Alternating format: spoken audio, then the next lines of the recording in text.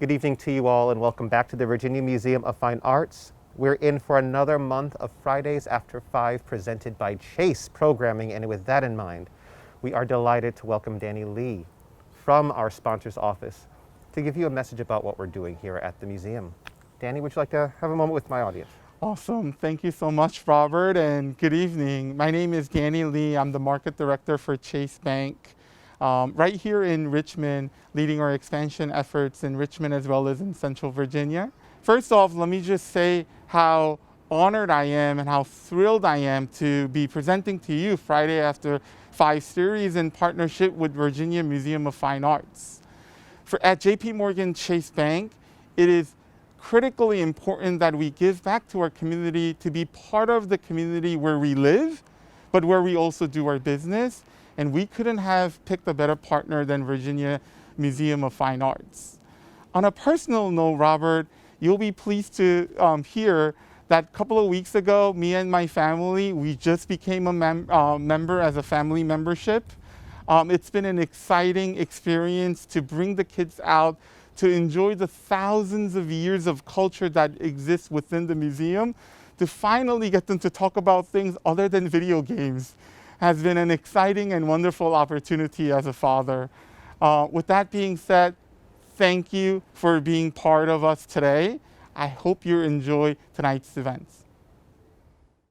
Well, welcome to the Leslie Cheek Theater, Virginia Museum of Fine Arts. We are welcoming tonight some people very dear to me, the theater community of Richmond, Virginia. From Quill Theater, we're welcoming James Ricks, their artistic director. And once upon a time, Jan Powell was the artistic director of the same theater group.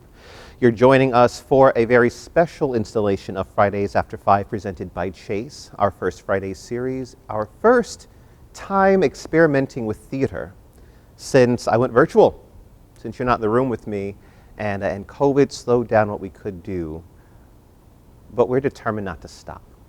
Jan, welcome to the stage. Welcome back. You were last here with The Great Gatsby. I was, yeah. We were doing The Great Gatsby. It was such a thrilling show and so beautiful and so wonderful. And we were able to open the show, and we had our first weekend of performance and 2 student matinees, and then everything closed down. Yes. You know. It broke my heart. I know it broke yours too. It did. Although I'm so grateful we were able to have performances, because I know a lot of friends who had to close down in rehearsal, or God forbid after tech weekend, which is always long and painful. So we had it better than a lot of people. We did, and we had some good crowds. Opening night, I got to sing for y'all, Blue Skies, smiling at me, dancing around. Yes, that was a good night and one of my treasured memories, and also one of my heartbreaks, because it was a great show, and I'm sad so few of you got to witness that with us. Tonight, we are not doing The Great Gatsby. Tonight, we are celebrating Treasures of Egypt, Sunken Cities, our special exhibition on the lower level, focusing on the Ptolemaic period of Egypt. We are discussing Shakespeare's Antony and Cleopatra. For that reason, Cleopatra, of course, the last great ruler of the Ptolemaic period, spanning from 350 to 30 BC, the Ptolemaic period, and Cleopatra's right at the tail end of that. We all know, in the story of Antony and Cleopatra, we are presented with a beautiful blending of culture. We see Egyptians, we see the Greek-Roman culture come together. In Shakespeare's Antony and Cleopatra, how do we grapple with that theme of mixing of cultures? Oh, that's, how long do you have?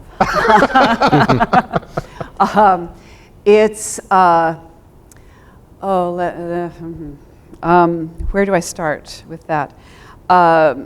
The Elizabethans, or by this time Jacobeans, were fascinated with new worlds.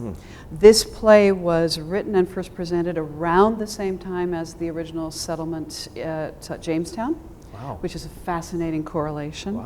So tales of the New World were very exciting to them. The exploration that was going on around the world from England was thrilling, and tales of new kinds of flora and fauna and different kinds of people were terribly exciting. And so the view, the story is taken from Plutarch, which all of Shakespeare's audience would have been fairly familiar with.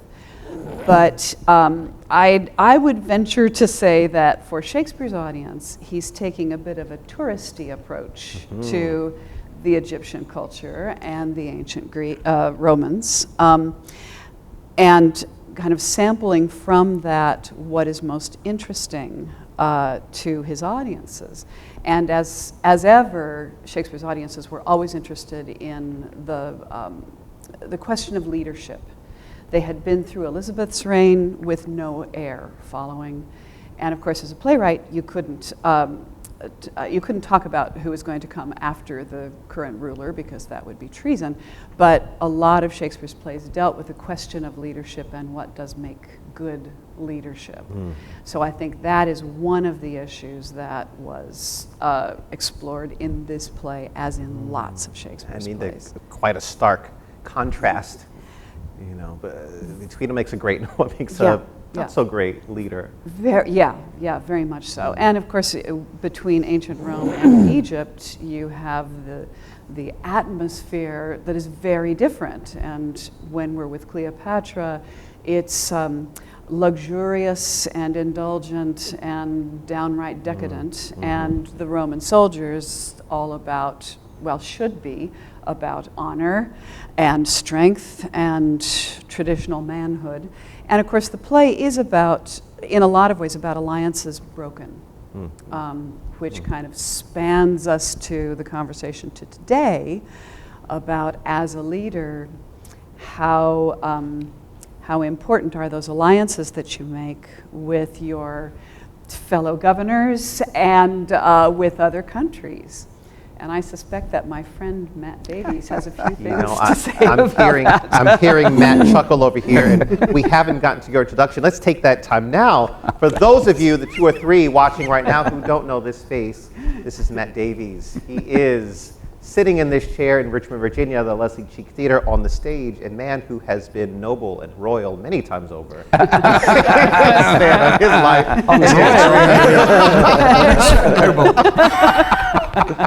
At least the words you've spoken that someone else wrote. We'll say that at least. Matt, welcome. Thank you. To the program. As an actor, I know you've played this role before. I have. How do you grapple with the very themes we were just discussing with Jan, telling the story that's so old and then balancing these themes, these political themes that she's jiving on right now? How do you, as an actor, portray these things? Yeah, it's a good question, because in a sense you don't play ideas unless you're Eureka jumping out naked out of the bath, and so you're playing your wants and desires, of which in Antony's terms are what this play is about. Yes. But he's also quite a canny, politician. I mean, he was one of the triumvirate, and so he ruled all of what were now the Greek parts of that empire and ran to Macedonia. So he had this enormous sway of power, and then you had the Greek-Egyptian. So in a sense, you've got this split right between these two countries, Rome and Egypt, the sensual and the new money, as it were. And Cleopatra was the wealthiest woman ever for a very long time. I mean, she was enormously powerful, right? It's the reason we still know her name. Indeed, and the center of culture, and the Romans weren't known for that. So, so you're watching a triumvirate split, which reminds me of the last time I was here with you. I was playing King Lear, which was also a play about splitting a kingdom in 3. So that was about splitting an empire in 3. So, you can't deny it's importantly there, and a Jacobean audience would have been like thrilled and shocked by what they were asking to think about, because the English, or then the Britons, as James was determined to have it, were the new Romans. And the Romans don't come across very well in this play. I mean, they're uncultured, they're boorish, they're hard, they're Machiavellian, they are real politic, and they outplay. And that Cleopatra, we know, the thing about history is what happens, right? When you stage a history, you know the end at the beginning, and we know that it's the last of the Ptolemaics. It's the end of a whole culture. And it sort of makes you wonder where we're meant to put our allegiance, and that's what Antony is trapped in between two allegiances. He's a colossus astride two parts of the new and the old worlds, as it were. And so I think we can't resist that. And it comes out in the language in the way that, the way that Jan described it. It's like if you see a movie and you think, they decide in one world it's all blues and greys, and the other world it's all warm and umbers and heat. Yeah. And we see that, and that's exactly how this play is written. And then you've got Antony is shuttling backwards and forwards. You feel like going, is he going to be in his fatigues? Is he going to be in a suit? Does he no longer feel comfortable in a suit? Right. All of that kind of thing. And his language changes. Right. His language, he seems to have lost the ability to know which language he's meant to be speaking. Whereas Cleopatra was the greatest linguist in the world. And very confident, as history tells us and as Shakespeare tells us. Something I hadn't thought of broaching in this conversation, Jan and James, but how does this play, Antony and Cleopatra, talk to Julius Caesar? Oh, well, I'll take a stab at it and I'll hand it over to you. It starts very shortly after Shakespeare's play of Julius Caesar ends. Mm-hmm. So it's basically a continuation. But it does look at, funny the correlation to King Lear, because you look at the great leader who everyone acknowledges as the great leader, mm-hmm. however great they were in reality, is up for grabs. But Julius Caesar is the great emperor of Rome, and then when he is gone, the way in which the society fractures, the idea of a triumvirate ruling this empire is about as successful as the triumvirate mm-hmm. ruling Lear's kingdom. It just doesn't work because of the jockeying for power and the inability of the leaders to maintain trust of each other as various events happen, as messages come about betrayals, as each one is trying to get more and more and more. And so personal power becomes more important than honor, fealty to country, allegiance to the citizens that are in your thrall. And it's fairly chaotic and fairly changeable. And this play is moment to moment. You never know who's going to be aligned with who and how long that's going to last. Chaotic and changeable. Yes. I love that. James, what can you add? That's the name of your one-woman show. Yes. Chaotic and changeable. Yeah, what can I add to that? That was great. I mean, in Julius Caesar, all of the action is sort of localized to Rome and the politics the struggle that's going on there. And in Antony and Cleopatra, we sort of expand into the Mediterranean, and we dip into this kind of exotic culture. And along with that, this relationship. It's sort of the thing that's missing from Julius Caesar is the sort of the passionate relationship that these two individuals share, and the politics that kind of knocks their relationship around. It's a struggle, and I think it's one of the things that makes it so appealing to people who are either Shakespeare scholars or theater practitioners. I mean, there's sort of a special place in Shakespeare people's heart for this show, and I think that's a large part of it. It's the same time that he's written Hamlet and Lear and Macbeth. He's sort of at the top of his game, and so he's still kind of experimenting with language and the rhythm of the meter, and there's just a lot to enjoy, and there's something like 1 million scenes in it, right? Talking about how many scenes are there? 53 or something? Yeah. 29 scenes. Oh, yeah. But the fourth act has something like 18 it's scenes crazy. in it. And very some short. scenes are 4 lines. Yeah. Oh, yeah. So he explodes all the rules. Yeah. You're absolutely right. Yeah. He expands. I love the word explosion. And you can imagine his actors going, well, what are we supposed to do with this? Right. And so when you stage it wasn't staged in the 19th century very much, Yeah. when you had to have scene changes. Mm-hmm. It was like, well, what are we supposed to do? We can't keep going, because the show would have lasted 5 or 6 hours. Yeah. So then they'd cut it down to a tiny version of it, and so they really never played it. And it's had a fitful production history because it's such a beast to stage. Mm-hmm. But when it works, it's just magnificent. So over the years, as directors and actors and producers decide I'm going to do a little Antony and Cleopatra. There's no such thing as a little Antony and Cleopatra. After we've had that madness of thought, how do you take these elements of sight and of sound and of history and bring them together to effectively and accurately and as best you can tell this very old story? That is the question. That's a very good question. I mean, I think there's one way would be to, there was a long time, when I was a younger man and had more ambition, there was an idea of to do one which was staged, you know, in around the time of the sort of first Iraq War or something like that. In other words, to update it, and so to have fatigues and business suits. That was where the idea was. You know, and I thought that's one way to do it. You know, I mean, it's such a curious piece in the sense that Antony and Cleopatra, a bit like Martha and George from, you know, Virginia Woolf. Virginia Woolf, you know, because it's a long-term love affair in which they are rarely nice to each other in front of each other's faces. They just bicker. But when they're apart from each other, they can't live, right? So it's often presented as this passionate love affair, and they can't keep their hands off each other. And you go, well, look at the language. They're normally fighting. Yeah. And Antony's saying, I've really got to get out of this relationship. But he can't. He can't, right? Yeah. And so it's, I think it's getting rid of some of the, or stripping back some of the expectations. You go, what's this? It's a wonderful middle-aged, passionate love affair. What's that about? And that's a story I think today, I think people would love. Yes. You know, part of my heart is, I mean, I had other reasons for selecting this play, but there's something about that love affair that I like. There's also something about thinking about Julius Caesar, realizing the same woman in this love affair with this very powerful man was just in a love affair with the last powerful man. Right? Do you know that Cleopatra was in Rome when Julius Caesar was stabbed? I did not know that. She'd been there for 3 months, visiting her lover, also doing a lot of politicking, and she had to flee because people said they're going to blame you. So she had to run at night. She had to run home.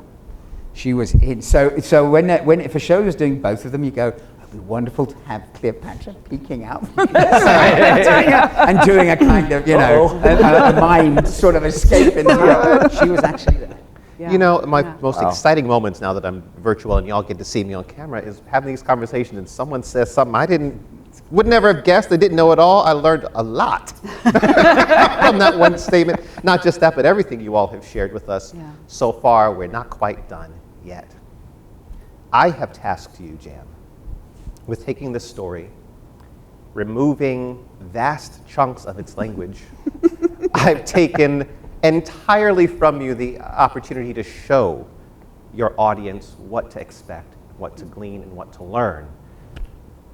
And I'm excited. I'm so excited to see how you've responded to that challenge to tell this very old, well-known story that could take us all night to watch and to read and to learn, and give it to me in 45 minutes. How are you going to do that? Well, those of us who do Shakespeare know that the play's running length generally exceeds a modern audience's attention span. And what we have in the folio and the editions now of Shakespeare texts are really a serving suggestion as far as what was done in Shakespeare's day, because these were texts that were gathered and printed under the auspices of two of the actors of his company after Shakespeare had died.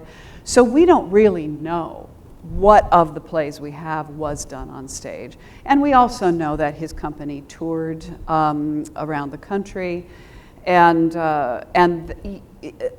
we know that plays change and shift and adapt as they go through performance. As something works one night, you can bet the actor's going to do it the next night.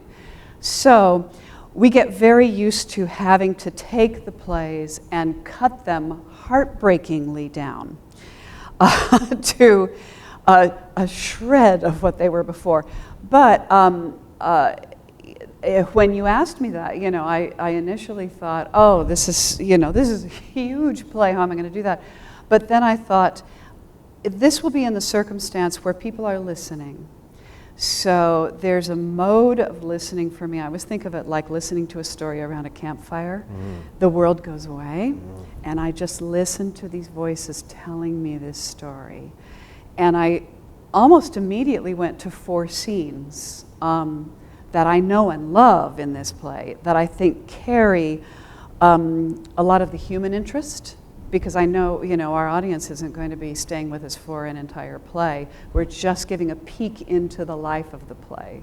So I chose 4 of them. The first one is from Act 1, Scene 3, and it's when Antony comes to tell Cleopatra he has to leave and go back to Rome. And we see a beautiful example of the bickering between them. It's a nightmare. It is a nightmare, and very recognizable to all of us who have been in long-term relationships.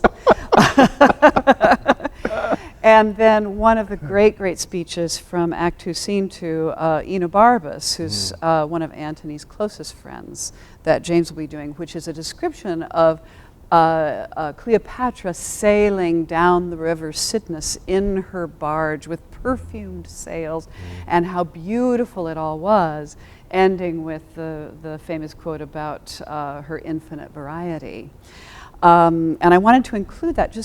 It's a beautiful articulation of the whole environment of this Cleopatra indulgent Egypt environment, and how Antony will never be able to leave her permanently. And then the 2 scenes that are also my favorites in the play. One is where Antony cannot live anymore and attempts to perform a noble Roman suicide. And attempts. Yeah. Attempts He didn't and get it. botches it terribly. There's a sense of there's a level to this play at which it's an absurdist comedy. Yes. Yeah. Yeah. It really is. It is, and Yeah. Shakespeare does that beautifully, Yeah. and I think it's something that his audiences expected that ours don't, is he mingled tragedy and comedy It's side one of by the side. funniest tragedies that It I can is think one of. of I the mean, it funniest is sort of a tragedies. tragicomedy. Yeah. It Yeah. is, and so that is one of the scenes that is, do I laugh, do I cry, Yeah. this poor man. And then the final scene is Cleopatra's famous scene where she commits suicide by putting the asp, the snake, to her breast, the poisonous asp. And it's absolutely lovely and heartfelt and deep.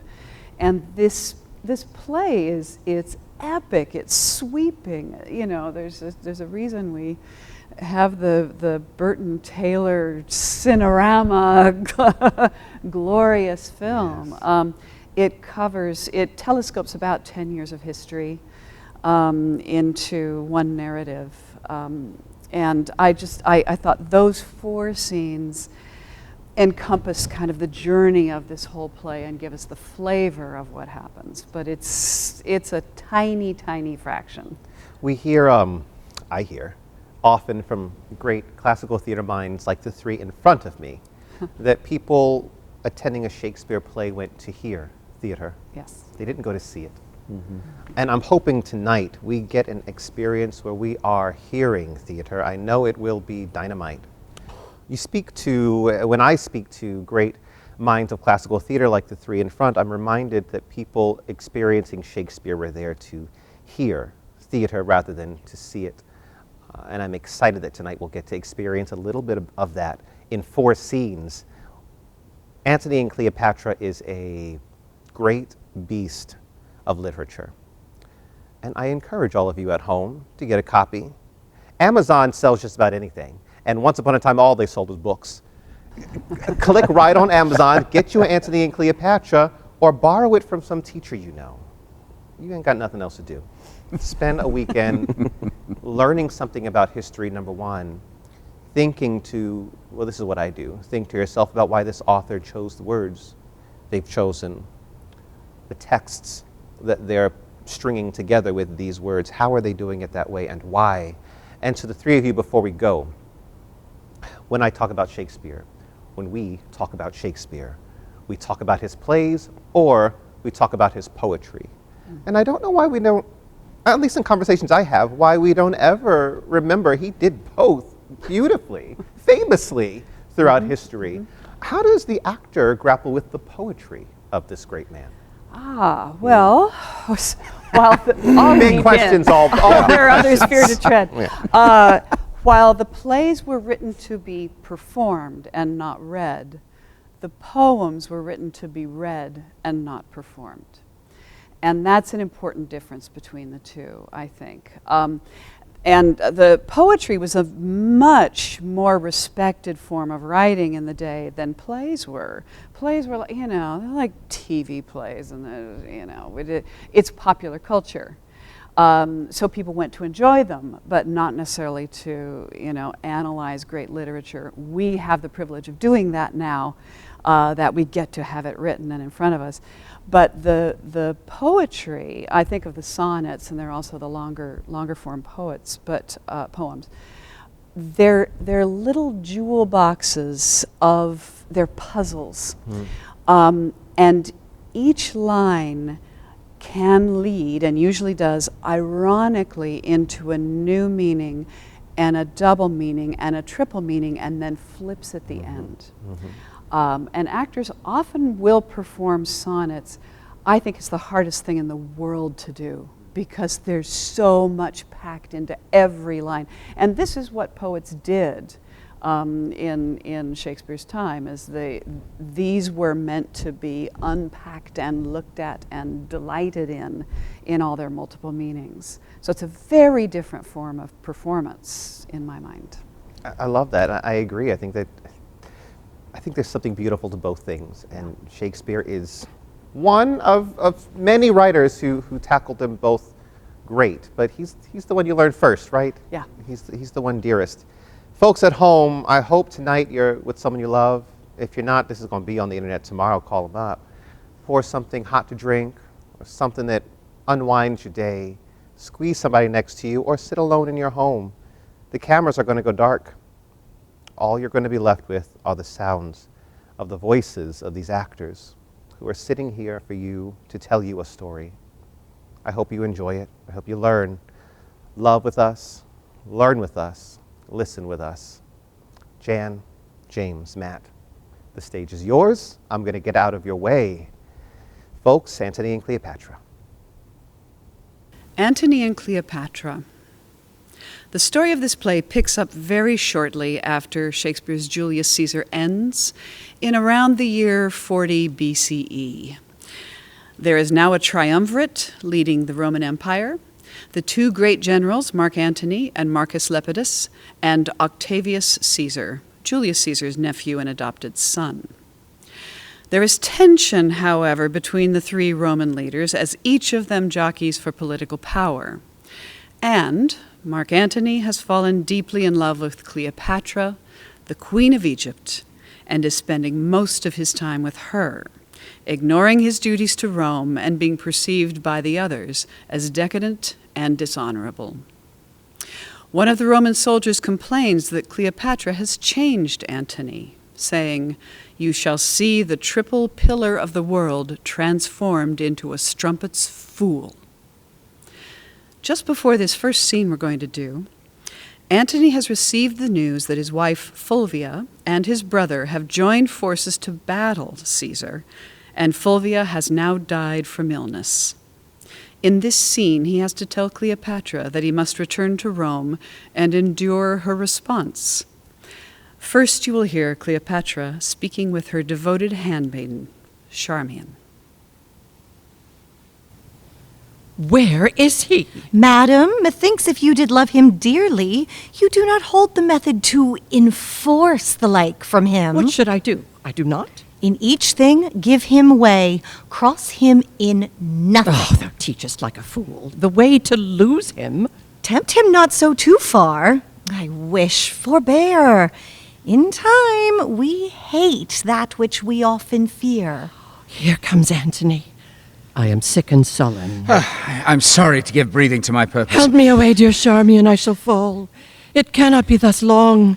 The sides of nature will not sustain it. Now, my dearest queen. Pray, stand you farther from me. What's the matter? I know by that same eye there's some good news. What? Says the married woman you may go? Would she had never given you leave to come. Let her not say 'tis I that keep you here. I have no power upon you. Hers you are. The gods best know Oh, never was there queen so mightily betrayed. Cleopatra. Why should I think you can be mine and true, who have been false to Fulvia? Hear me, queen. The strong necessity of time commands our services a while, but my full heart remains in use with you, my more particular, and that which most with you should safe my going, is Fulvia's death. Can Fulvia die? She's dead, my queen! Oh, most false love! Where be the sacred vials thou shouldst fill with sorrowful water? Now I see. I see in Fulvia's death how mine received shall be. I'll quarrel no more. Cut my lace, Charmian, come, but let it be. I am quickly ill and well, so Antony loves. My precious queen, forbear, and give true evidence to his love, which stands an honourable trial. So Fulvia told me. I prithee, turn aside, and weep for her. Then bid adieu to me, and say the tears belong to Egypt. You'll heat my blood, no more. You can do better yet, but this is meetly. I'll leave you, lady! Courteous lord, one word. Sir, you and I must part. Oh, but that's not it. Sir, you and I have loved. Oh, but there's not it. That you know well. Something it is I would... Oh, I am all forgotten. But that your royalty holds idleness your subject, I should take you for idleness itself. But sir, forgive me. Your honor calls you hence. Therefore be death to my unpitied folly, and all the gods go with you. Upon your sword sit laurel victory, and smooth success be strewed before your feet. Let us go. Come. Our separation so abides and flies, that thou residing here goes yet with me, and I hence fleeting, here remain with thee. Away. They leave together to say their farewells. Back in Rome, Antony admits that he has been shirking his duties and apologizes to Octavius Caesar. They make peace with each other, and to seal the deal, Antony agrees to marry Octavius's sister. The triumvirate is united once more, and they prepare to face a rebellion from Pompey's son, who has amassed a mighty navy and is preparing to attack. After this reconciliation, the Roman soldiers hope that Antony will remain faithful to Rome and his new wife. But his closest friend, Enobarbus, has been in Egypt and has seen the seductive power Cleopatra exerts over him, saying he doesn't think Antony can leave her for long. Here is Enobarbus in Act 2, Scene 2, describing for his friends the first time Antony laid eyes on Cleopatra. She was sailing in her golden barge down the river Cydnus, and it was an unforgettable sight. I will tell you. The barge she sat in like a burnished throne burned on the water. The poop was beaten gold, purple the sails, and so perfumed that the winds were lovesick with them. The oars were silver, which to the tune of flutes kept stroke, and made the water which they beat to follow faster, as amorous of their strokes. For her person it beggared all description. She did lie in her pavilion, cloth of gold of tissue, or picturing that Venus where we see the fancy outwork nature. On each side her stood pretty dimpled boys like smiling cupids, with divers colored fans, whose wind did seem to glow the delicate cheeks which they did cool, and what they undid, did.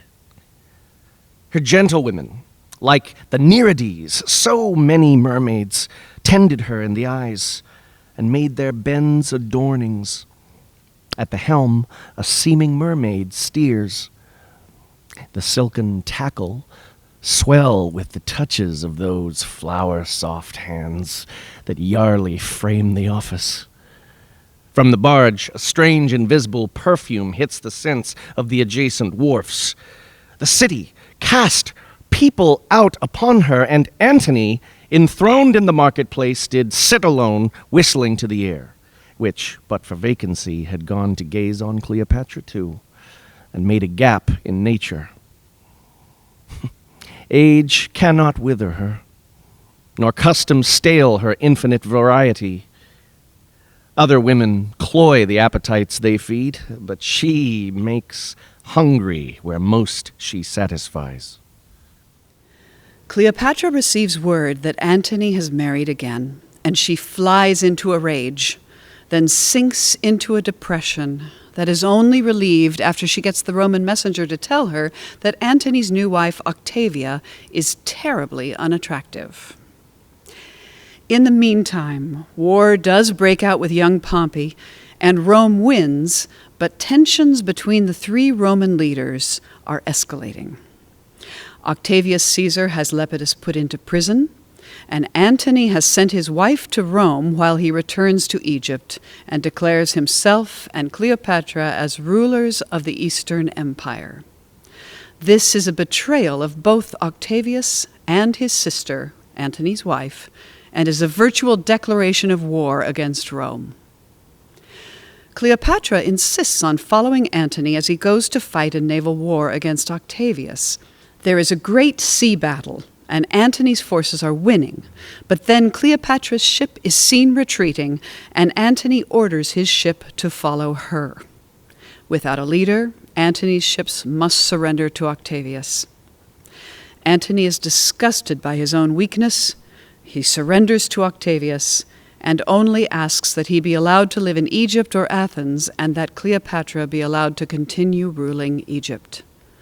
Octavius refuses and tells Cleopatra she can have anything she wants if she kills Antony or drives him from Egypt. Cleopatra surrenders to Octavius but swears to Antony that she loves him. Antony is in a fretful mood and bad omens are everywhere. He believes that Cleopatra has betrayed him, so when she comes to him, he drives her away in a rage, saying he will kill her. Cleopatra flees and takes refuge high in a monument. She sends a messenger to tell him that she has committed suicide, speaking his name as she died.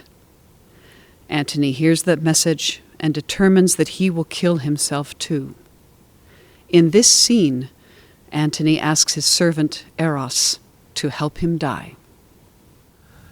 What would my lord? Since Cleopatra died, I've lived in such dishonor that the gods detest my baseness. I, that with my sword quartered the world, and o'er great Neptune's back with ships made cities, condemn myself to lack the courage of a woman. Less noble mind than she, which by her death our Caesar tells, I am conqueror of myself. Thou art sworn, Eros, that when the exigence should come, which now is come indeed, when I should see behind me the inevitable prosecution of disgrace and horror, that on my command thou then wouldst kill me. Do't, the time is come. Thou strikest not me, to Caesar thou defeatst, but colour in thy cheek. The gods withhold me.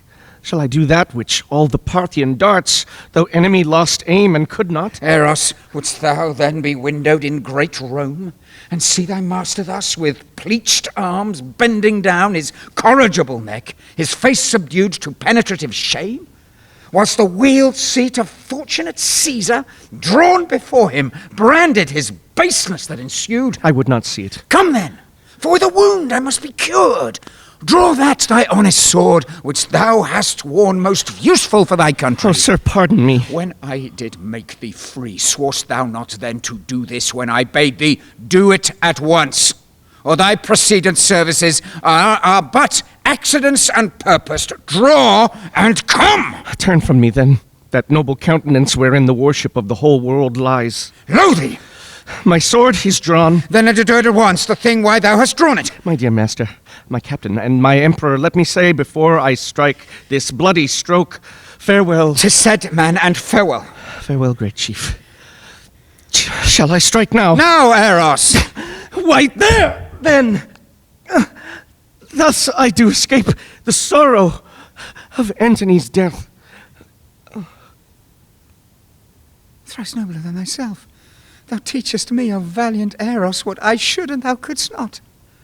My queen and Eros have by their brave instruction got upon me a nobleness in record, but I will be a bridegroom in my death, and run in toot as to a lover's bed.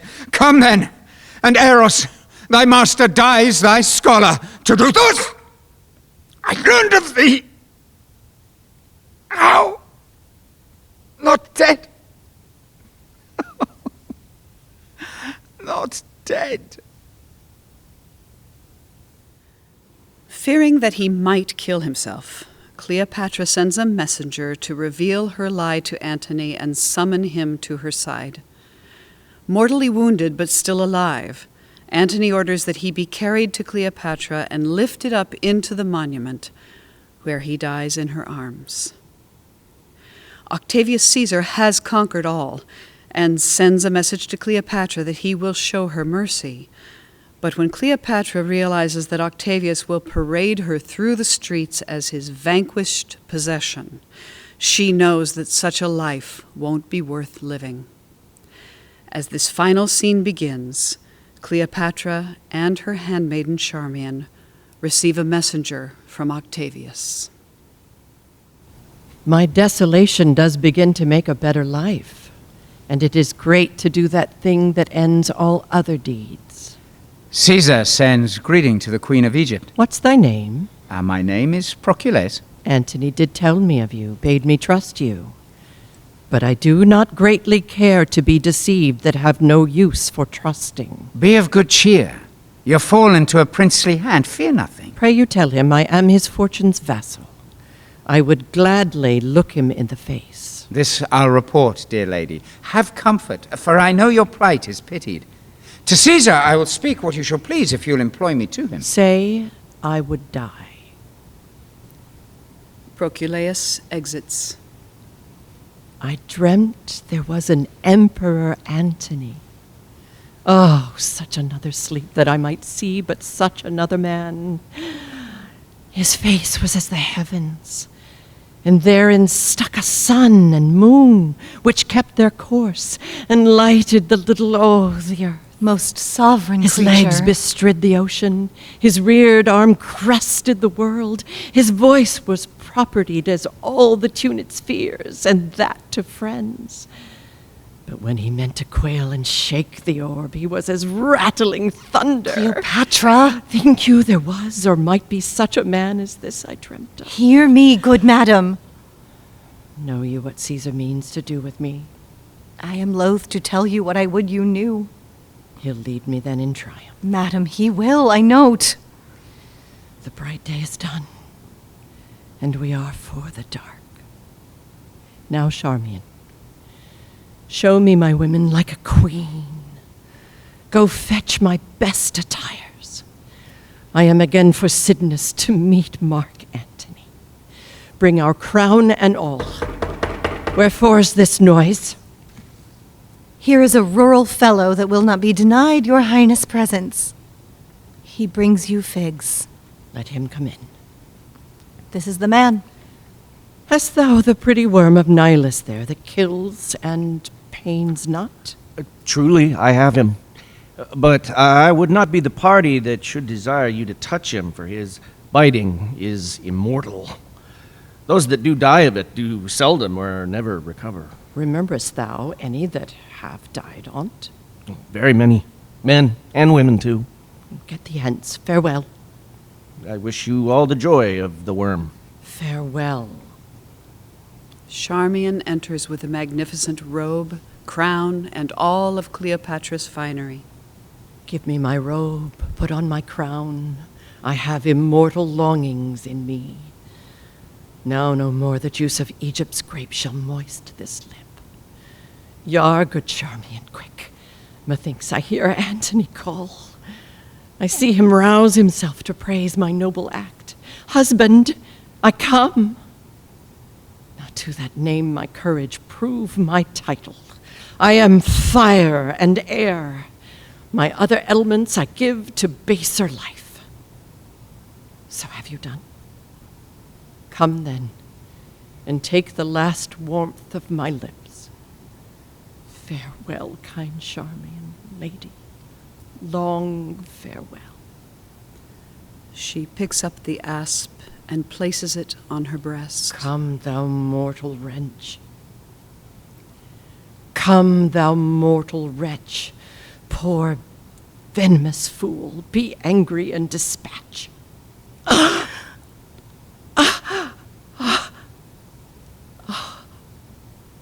Peace. Peace. Dost thou not see my baby at my breast that sucks the nurse asleep? As sweet as balm, as soft as air, as gentle. Oh, Antony. What? Should I stay? In this filed world? So fare thee well. Now boast thee death, in thy possession lies, alas, unparalleled. Downy windows close. Your crown's awry. I'll mend it. Where's the queen? Speak softly, wake her not.